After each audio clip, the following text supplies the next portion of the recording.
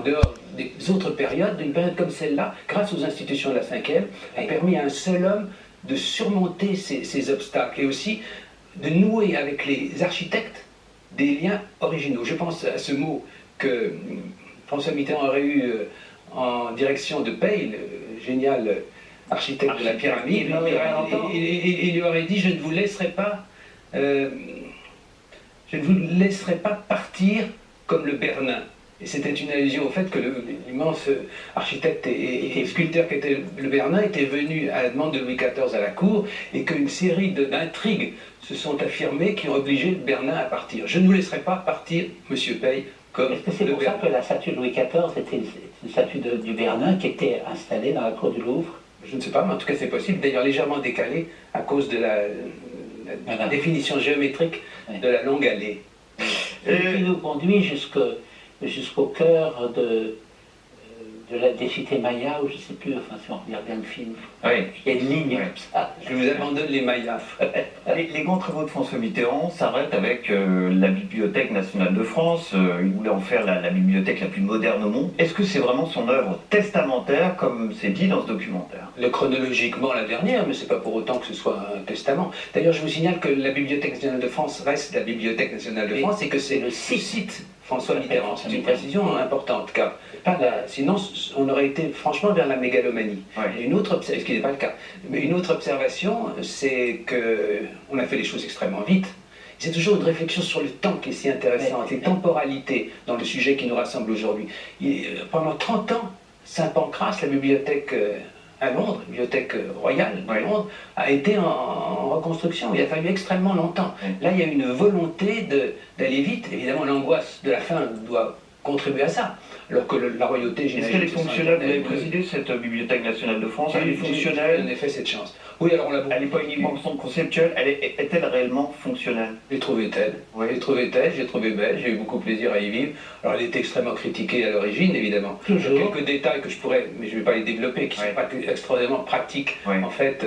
Mais peu importe, l'idée comme quoi les livres étaient en l'air et les lecteurs en bas m'a toujours paru un peu absurde et sans motif véritable. Son œuvre testamentaire sur cette Bibliothèque nationale de France, ça pourrait l'être? Non, sur l'intensité, non, parce qu'on en revient toujours à l'idée de l'œuvre testamentaire, on en revient toujours à cette espèce d'idée totalement de résumer monarchique. Qui a coûté le plus cher, hein. J'ai dit que ça avait coûté 15,7 milliards de francs à l'époque. Cette seule bibliothèque, c'est 7 milliards par exemple. Très émouvant. Et elle va porter son nom, enfin l'espace va porter son nom. Oui, mais les livres, un livre ça vaut rien et puis ça vaut toute la vie quand c'est bien, donc il n'y a pas de problème de valeur avec les livres. Mais ce qui est intéressant, ce qui est touchant... Aimait les livres, hein. Oui, justement. Ce qui est touchant aussi, ce qui est très émouvant, c'est qu'au fond, il était quasiment mourant dans les dernières semaines de son septennat. Et une de ses dernières visites, c'était justement sur le chantier quasiment terminé de la grande bibliothèque. Nous y étions et c'était très, très émouvant. C'était très émouvant parce qu'il était très, très fatigué à ce moment-là.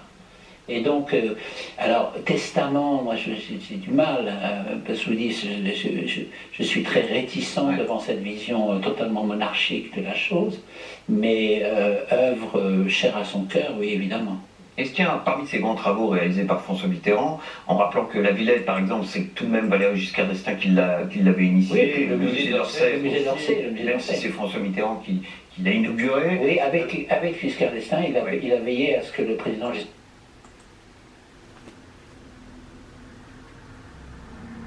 Parmi ces grands travaux, y en a-t-il un vous n'auriez pas fait ou qui effectivement peut donner lieu à des critiques? Et Dieu sait s'ils ont été critiqués, hein, chacun de ces grands travaux, pour des raisons différentes d'ailleurs. Ça devient un peu subjectif à ce moment-là, mais effectivement, pour ma part, je dirais que l'Opéra Bastille n'est pas mon monument préféré. D'ailleurs, quand on regarde de façon un peu historique la manière dont le choix a été fait, on nous dit, je ne sais pas si c'est vrai, qu'il y a une sorte d'erreur et qu'on voulait donner la responsabilité à Richard Mayer. Mais c'est un Uruguayen qui a fait... Et que c'est un Carlos Hott qui... Et le résultat peut être discuté, évidemment, mais l'intérieur... Il y a le même choix, Frédéric Mitterrand? D'architecture, mais moi je ne suis pas suffisamment ferré dans ce domaine. En tout cas, ce que je pense, c'est que c'est un succès. Parce que l'Opéra Bastille est toujours plein. Les... C'est un opéra populaire, c'était la vocation qu'on lui donnait au départ. Ah, mais ça, alors là, c'est un autre débat, c'est Ouais. la démocratisation de la culture dont on parle depuis 70 ans et qui n'a jamais marché. Voilà. Donc, c'est pas la peine de rajouter encore. En tout cas, c'est un opéra où il y a un monde fou. Quand l'opéra fonctionne, hein, ce qui n'est pas le cas depuis déjà plusieurs mois en France. Et en tout cas, il y a une politique de tarifs qui permet à des gens qui sont modestes d'y aller. En tout cas, c'est tout le temps plein.